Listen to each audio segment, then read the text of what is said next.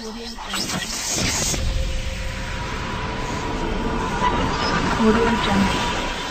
Audio Jungle.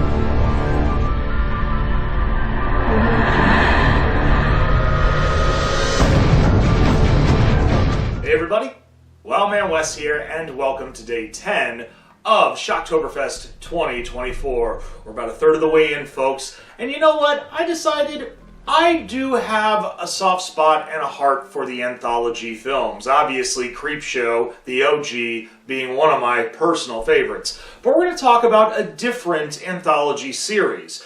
Not one that's been really talked about a lot, but in some groups it has. And actually, there are a lot of movies and TV shows that have references to this film. Today we're going to be talking about John Carpenter's Body Bags from 1993. Okay, so in this one, they have 3 stories. Not 2, not 4, but 3. The first story is called Unleashed, where a young woman is going to be working at a gas station and meets the manager, and they're shown the ropes. But there's some things not going on right around the area. Apparently a killer broke out and is tormenting the area, and now she's on high alert, and she's being tormented by phone calls and what have you, and random goofy like patrons or customers coming by, and it turns out her manager is the psychopathic killer. They have a running back and forth cat and mouse game until she crushes him with a car. It's pretty interesting. Up next, we have the story called Hair, where a middle-aged man is very self-conscious and just not liking himself with his insecurities of losing his hair. I mean, with me, I can totally understand where he's coming from, but I digress. So, this man decides he's going to start off doing the hokey hair products with the hairspray and the toupee, and until he sees a commercial for a professor that's working on a new hair treatment plan. And he gets this new hair treatment. His hair is wonderful. He looks like a middle-aged Fabio with a mustache. I mean, it's pretty funny. And he becomes pretty much this sex god. Unfortunately, there are some side effects, like any type of procedure. He starts noticing his hair is coming out a little bit. His body is deteriorating. And when he goes to the professor to ask what's going on, it turns out the hair that is implanted onto his head is actually parasites. They're eating him from the inside out.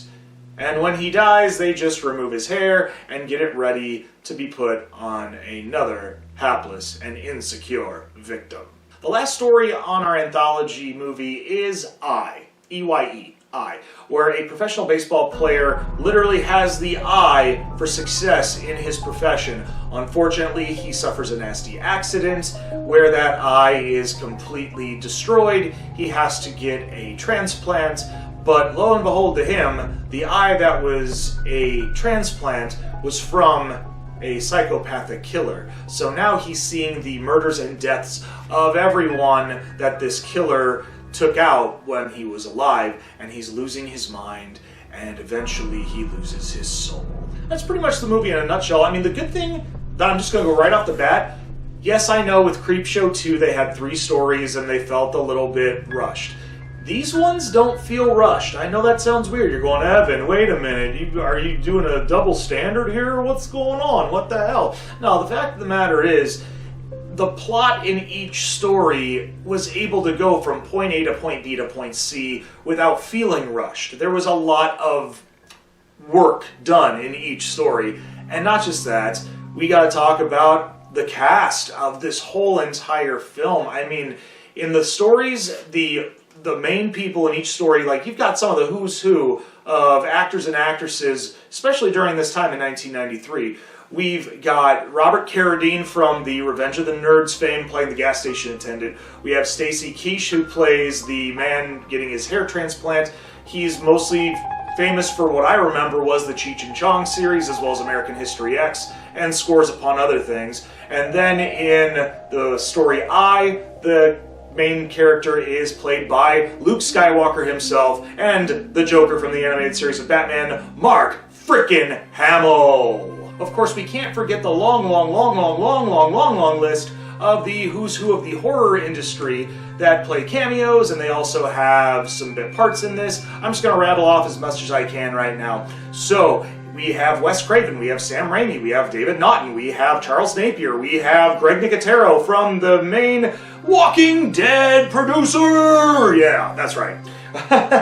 Sorry, I digressed. We also have David Werner from The Omen, Waxwork, Teenage Mutant Ninja Turtles Part 2, The Secret of the Ooze. Debbie Harry from the band Blondie also makes an appearance in this film. And, you know, it is what it is. And you know what? She did a good job. I get that. The wraparounds in this movie are really funny because John Carpenter himself plays a cadaver that's going around a morgue, opening up each body bag and opening up the morgue coolers and everything like that, and making fun of pretty much all the dead bodies, a la Crypt Keeper from Tales from the Crypt and things like that. He doesn't make a lot of double entendres, but a lot of it's just more something that Freddy Krueger might say when he kills somebody. I mean, I'll leave it up to you to go watch it on Tubi because, I mean, it is a good film. I thoroughly enjoy it. And not just that, but also at the beginning of the wraparound and the end of the wraparounds, we have Tobe Hooper and Tom Arnold playing the morgue people.